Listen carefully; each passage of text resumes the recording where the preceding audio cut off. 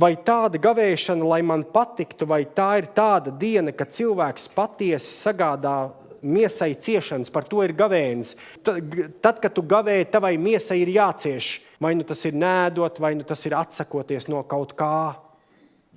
Vai drīzāk tā nav gavēšana, kāda man patīk proti, un ieklausieties, kāda gavēšana patīk Dievam.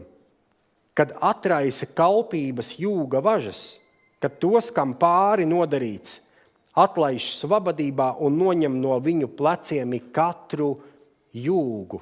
Vai ne tā, ka tu savu maizi lauz izsalkušajam un nabagus, kas bez pajumtes uzņem savā namā, ka tu redzi kailus un tos apģērbu un neatraujies no sava tuvākā. Un tad Dievs saka tev un man tādu brīnišķīgu apsolījumu. Ja tāds būs tavs gavēnis, proti, kad izmainīsies tava sirds. Bet īsts gavēnis Dievs atgādina, ka ir tas, kas maina tavu un manu sirdi. Un viņš saka, ja tāds būs tavs gavēnis, tad tava gaisma atmirdzēs kā rīta blāzma, tava atzimšana notiks ātrāk, tava taisnība ies tavā priekšā un tā kunga godība tevi pavadīs. Par to ir 58. nodaļa Jesajam.